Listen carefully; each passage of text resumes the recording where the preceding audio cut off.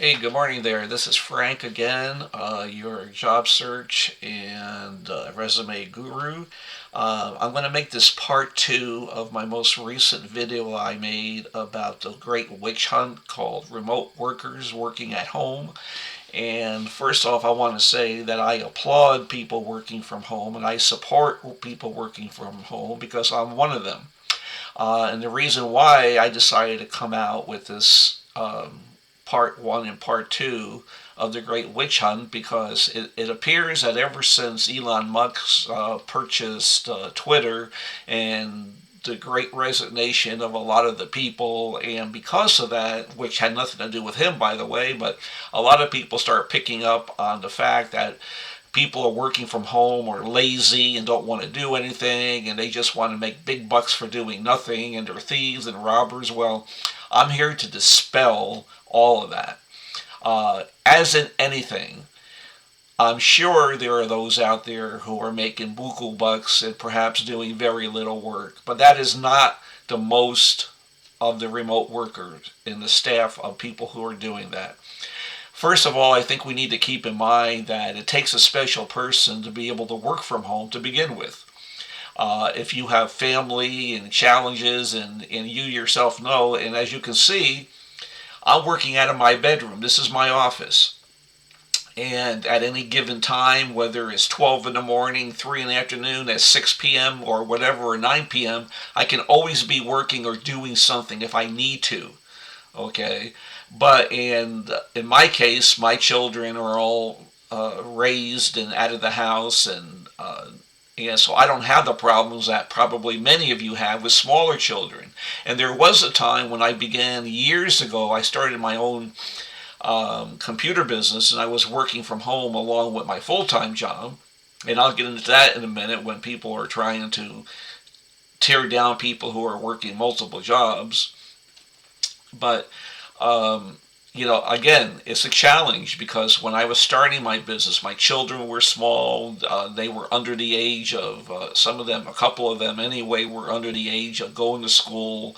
So they were constantly in and out of the bedroom, and I had to find ways of keeping them occupied. And because sometimes my wife was working part time or bringing other children into the house to make extra money, babysitting.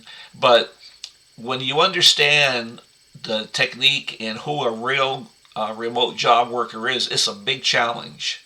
Okay, you have to be able to juggle the job that you're doing for the employer or contract working, along with children running around and the dogs barking and the cats moaning and whatever it is.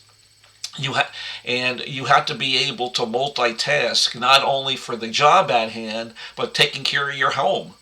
You know, cooking and cleaning, and again chasing after the kids and having to stop throughout the day to take the kids to a soccer game or pick them up from school or whatever. You have to juggle all of that, and I appreciate all of that. So I want to put it out there that if you're a remote worker, you are not just remote, but you are a worker.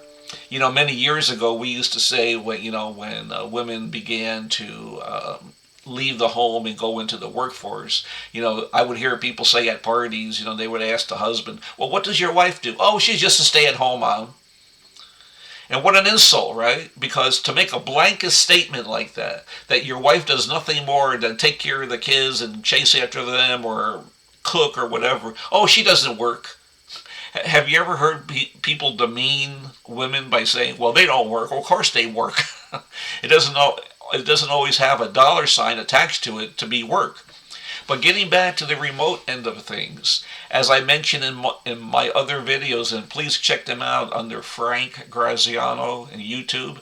You can see all of my episodes when it comes to job search and resume writing and all of that. But recently I've been focused on the remote end because, again, it seems like there are those that are out there who are trying to tear down people and saying what, and then this whole new thing, which I don't understand.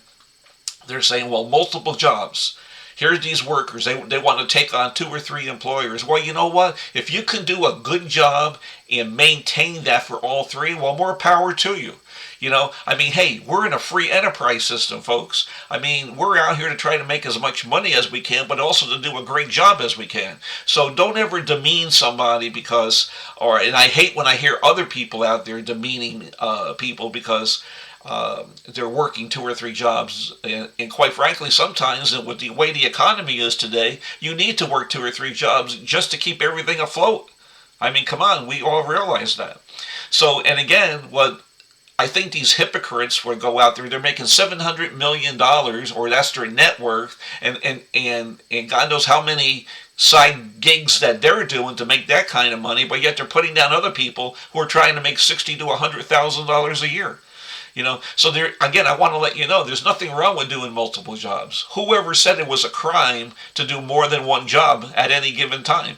I mean, come on, folks. This is what built America. you know. So again, I don't understand this whole new thing out there about remote workers and trying to badger them and defame them and put them down, because we shouldn't. We should be applauding them. Okay, well, enough said. Go out there, have a great day, and do what you need to do to get the job done. Thanks a lot.